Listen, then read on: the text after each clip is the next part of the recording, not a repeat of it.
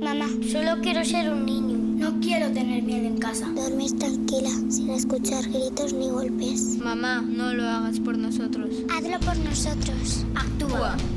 Ante el maltratador, tolerancia cero.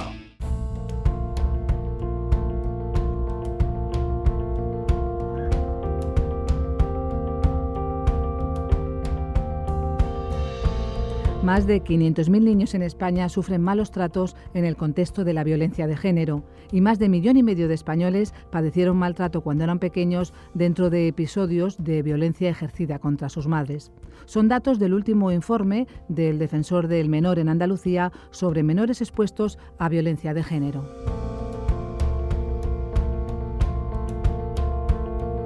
Este informe señala en sus conclusiones que cualquier menor, por el simple hecho de estar expuesto a violencia de género, es un menor maltratado y, como tal, merecedor de asistencia y ayuda específica acorde con sus características, aun cuando a priori no parezcan mostrar signos externos.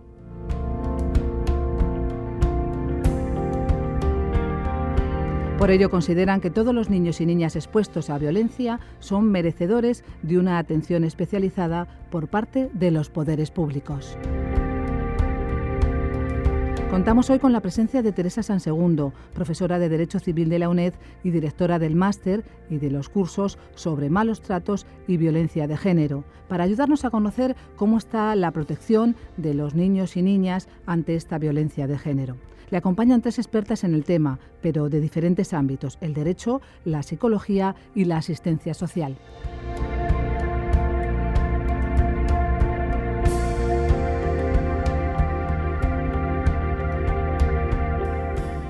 Hola, buenos días. Muchas gracias a las invitadas que tenemos hoy para venir a hablar de la protección de los niños y las niñas ante la violencia machista. Tenemos con nosotros a Celia Garrido Benito. Buenos días. Hola, buenos días, Teresa. A Fátima Urzanqui Herranz. Buenos días. Y a María Naredo Molero. Hola, buenos días.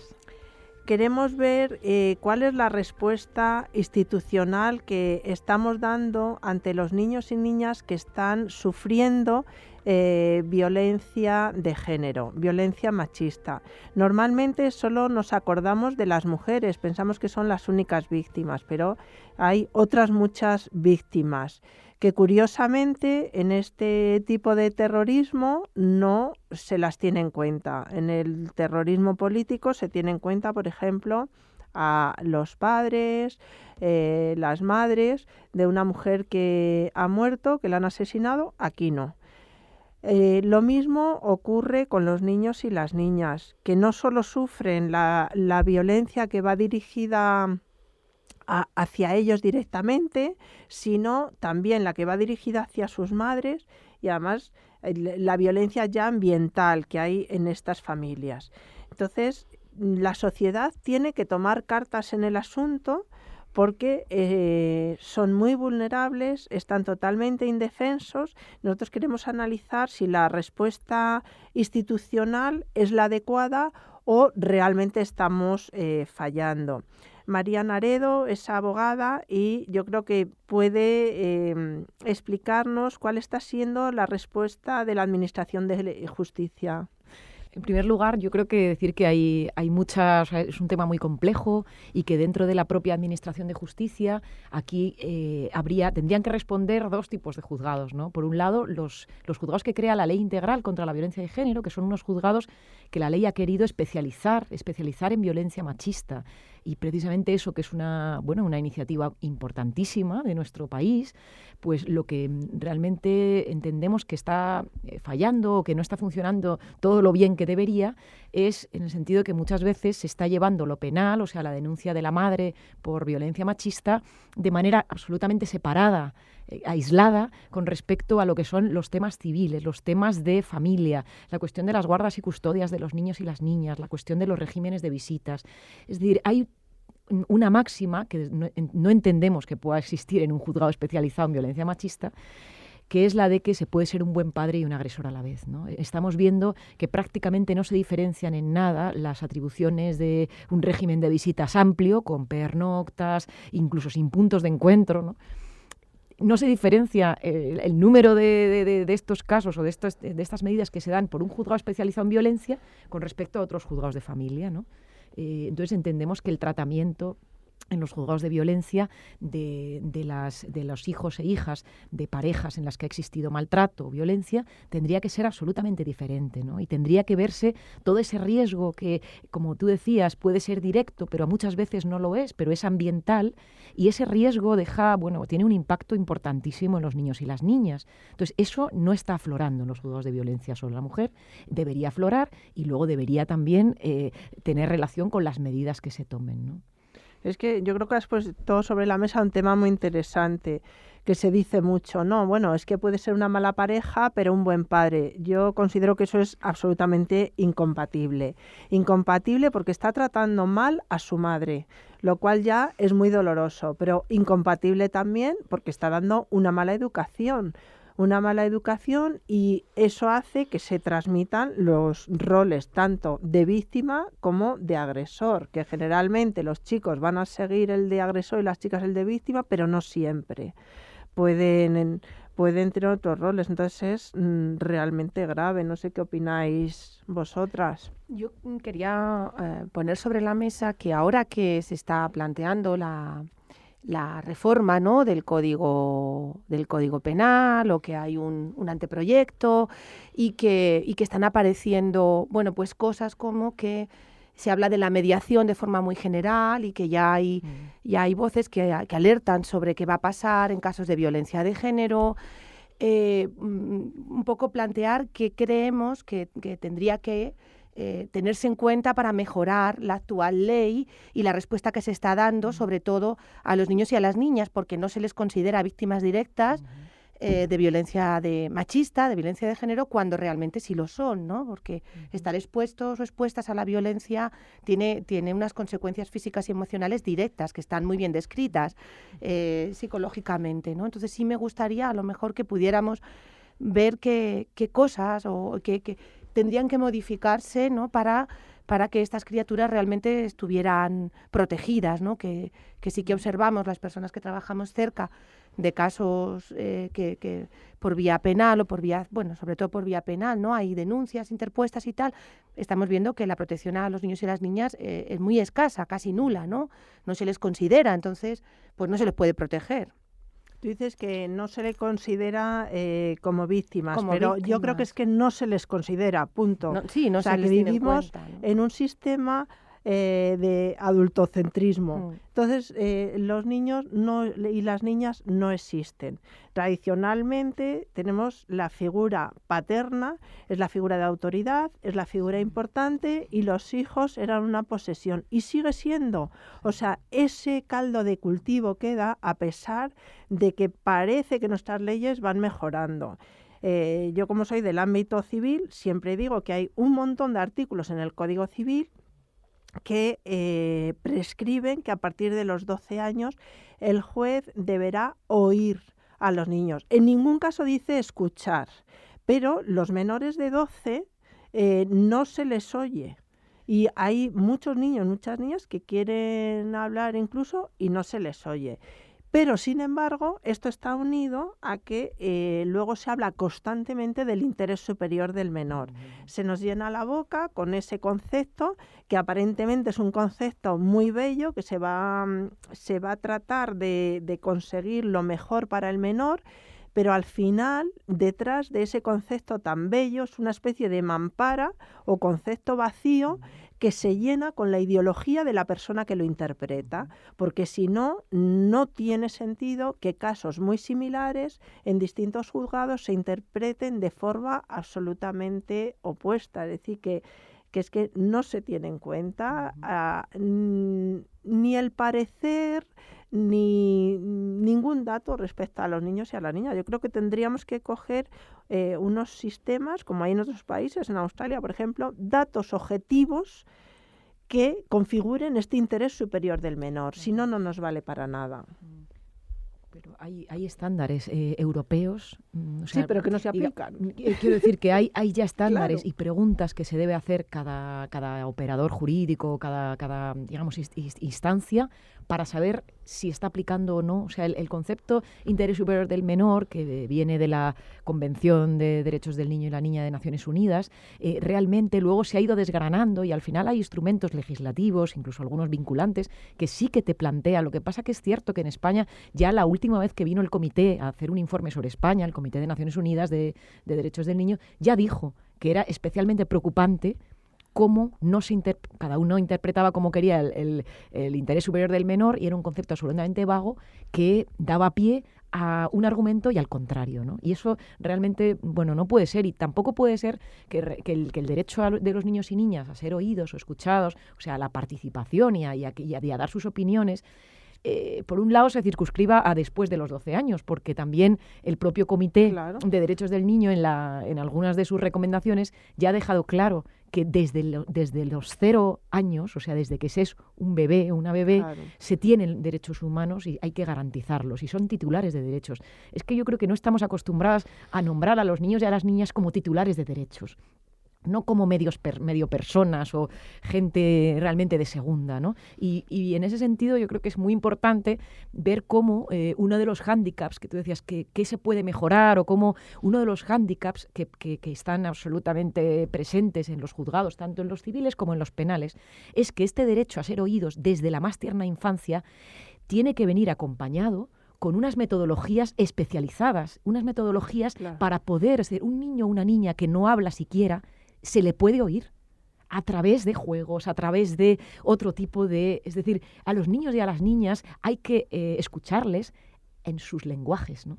No se puede pretender adultizar a los niños y a las niñas para luego, si acaso, tenerles en cuenta sus opiniones. No, yo creo que eso es faltar realmente a lo que es las normas internacionales de derechos humanos, que plantean que hay que oírles con todos los medios al alcance desde los 0 años.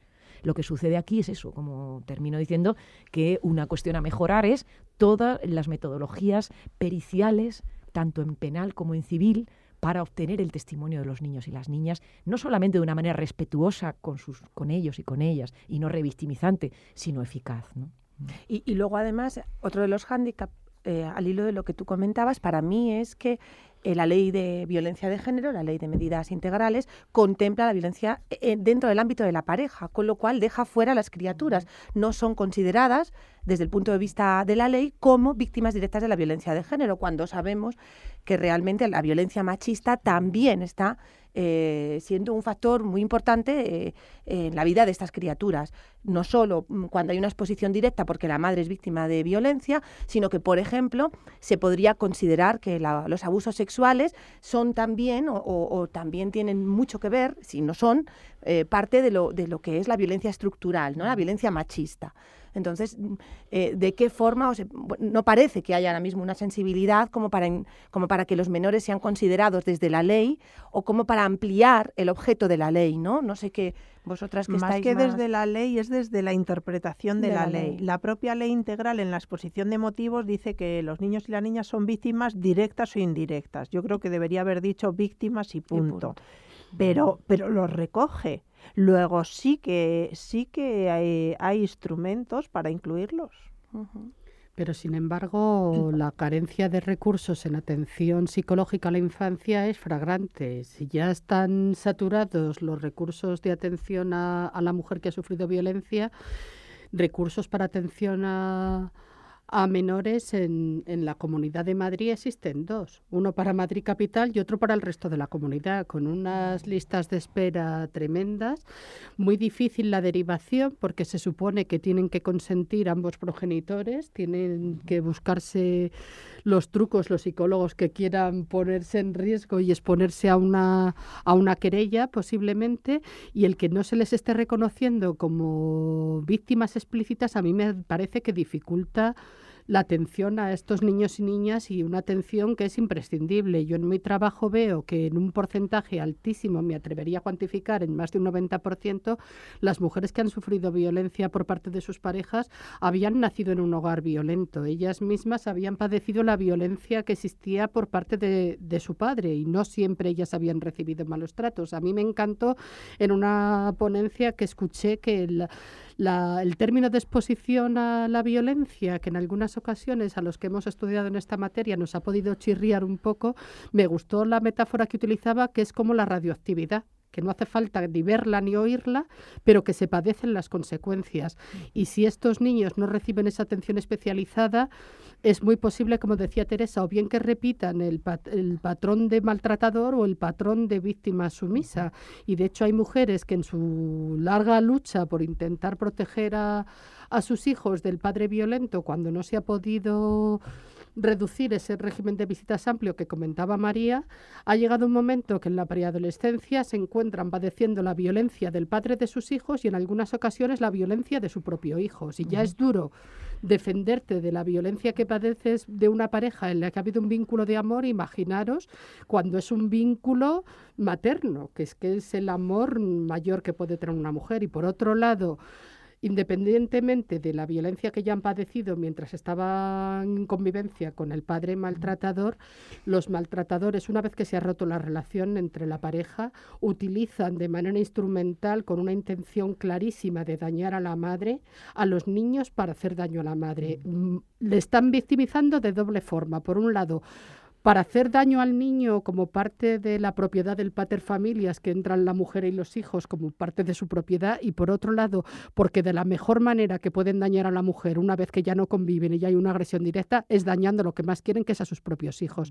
Y estas criaturas están absolutamente indefensas. La falta de especialización hace que no se les escuche. Y estos niños, yo trabajo en un recurso donde atendemos también a los hijos de las mujeres que han sufrido violencia y se les atiende desde muy pequeñitos. Hay que formarse tanto en infancia como en violencia. Y un buen profesional que sabe escuchar a los niños, no necesariamente desde lo verbal. Hay niños que no hablan y a través de sus juegos y a través de sus dibujos dicen muchísimo y no tienen necesidad ni siquiera de ir al espacio terapéutico. Se cruzan contigo y te cuentan: mi papá es malo, mi papá pega. Y niños de 3 añitos. ¿Por qué se presupone? Es ya difícil que se les escuche, pero es que cuando se les escucha no se les cree. ¿Por qué se presupone que los niños mienten? ¿Por qué los niños son tan manipulables? Los niños saben perfectamente quién les quiere. Yo trabajo en una casa de emergencia y van buscando afecto. Perciben que todas las personas que trabajamos allí somos personas buenas, entre comillas, en las que pueden confiar. Y lo que hablabais antes de pensar que puede ser un buen padre, un niño lo primero que necesita para crecer sano y para crecer feliz es poder confiar. Un niño que las personas que se supone que son sus figuras de referencia y que les deban dar una visión de lo que es el mundo y donde esperan recibir amor, reciben violencia, ¿qué visión del mundo van a tener estas criaturas cuando sean adultos? Les va a condicionar de por vida a la formación de su personalidad. Sí, yo en el tema de la ley, lo que planteaba Celia, yo la verdad que creo, o sea, yo fui, digamos, yo critiqué duramente el estrecho objeto de la ley integral, que al final, pues evidentemente queda restringida a la pareja o expareja a pesar de lo que dice la exposición de motivos, ¿no? Pero sin embargo, fíjate, creo que eso no es lo más urgente. Lo más urgente, o sea, tenemos no solamente a nivel estatal, con la ley integral, el Código Penal, digamos, las normas estatales, sino también a nivel internacional y europeo, existe el aparato normativo suficiente como para poder proteger de manera efectiva a los niños y las niñas y para poder además interpretar, hacer un link, ¿no? O una relación importante entre la violencia machista y la violencia que sufren los hijos e hijas de padres maltratadores, ¿no? Tanto directa como indirectamente. O sea, yo creo que el aparato normativo está ahí. Lo que a mí me preocupa es que cada vez más, yo estaba analizando todos los años de implementación de la ley integral y he visto cómo hay unas resistencias que se están haciendo cada vez mayores, sobre todo en el ámbito jurídico y judicial, un auténtico backlash, ¿no?, que diría Rozansky o toda esta gente de Argentina, ¿no? Y esto se está haciendo cada vez más presente y esto nos lleva a cosas tan tremendas como que una víctima de violencia de género, si luego denuncia un abuso sexual infantil a su hijo o hija por parte del mismo señor, ¿no?, que le estuvo maltratando a ella, está totalmente en entredicho, ¿no? Y digamos, es mucho más difícil proteger a ese niño o niña, incluso por una violencia directa contra él o contra ella, como un abuso sexual o esto, si su madre judicializó su caso por violencia de género. queda mucho más en entredicho, es mucho más difícil de proteger, porque judicialmente, en lugar de entender esa relación, es decir, un maltratador perfectamente puede ser un abusador sexual de sus hijos e hijas. La violencia de género al final, ¿no?, es como un paraguas que puede abarcar a cualquiera de las personas que ese señor cree de su propiedad, ¿no?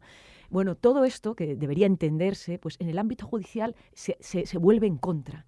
Y nos estamos encontrando que, por ejemplo, se utiliza, digamos, la violencia de género previamente denunciada como hay un conflicto entre, digamos, esa pareja, con lo cual ya, si la madre denuncia como representante legal de la menor, esa denuncia está ya viciada, ¿no? Y esto está haciendo que muchas madres se vean en una sensación de impotencia tal, porque no solo su violencia, sino también están viendo que la violencia contra sus hijos e hijas y no la pueden denunciar o no pueden llegar hasta el final como deberían, ¿no? Por no hablar de la desprotección en la que quedan niños y niñas que ya sufrieron como testigos de la violencia hacia sus madres y que ahora la violencia que se ejerce o se ha ejercido contra ellos y ellas directamente tampoco se les puede proteger bien, ¿no? Yo ahí creo que influyen varios factores, María. Por un lado, creo que el incesto es el tabú universal, que da mucho miedo y que no es nada agradable verlo y que entonces es mejor y es más fácil que encaje con la ideología machista predominante en la sociedad, descoloca menos pensar que la madre es mentirosa y manipuladora y lo utiliza para hacer daño al exmarido maltratador y que es como una venganza, y por el otro lado también ignorancia de lo que es la psicología del niño, de la niña. Un niño o una niña abusado no lo cuenta nada más ocurrir. Rastro físico que sea una prueba fehaciente de abuso, salvo que se vea en las primeras 24 o 48 horas, no hay. Incluso cuando hay, se trata de dar otra explicación que descoloque menos en los esquemas ideológicos. Y por otro lado, es muy frecuente que los niños tarden mucho tiempo en contarlo. Lo cuentan cuando pueden y además es más fácil que lo cuenten una vez que se han alejado del agresor porque se sienten más seguros. Entonces, una persona que conozca cómo funciona la psique de los niños y de las niñas lo podría entender. Si tiene al lado al agresor con el que está amenazado de que va a matar a su madre o de que puede ocurrir cualquier tragedia, si el niño o la niña cuenta lo que ocurre, no lo va a decir, se siente más seguro una vez que ya está seguro de mantener el vínculo con su madre y cuando ha recibido un apoyo que le permita atreverse a contarlo. Y eso no se ve, yo creo que porque tampoco se quiere ver. No se quiere ver, no. Yo estoy de acuerdo en lo que habéis comentado, pero también a veces hay otra circunstancia más, que ¿por qué una mujer decide separarse un día o poner una denuncia de violencia?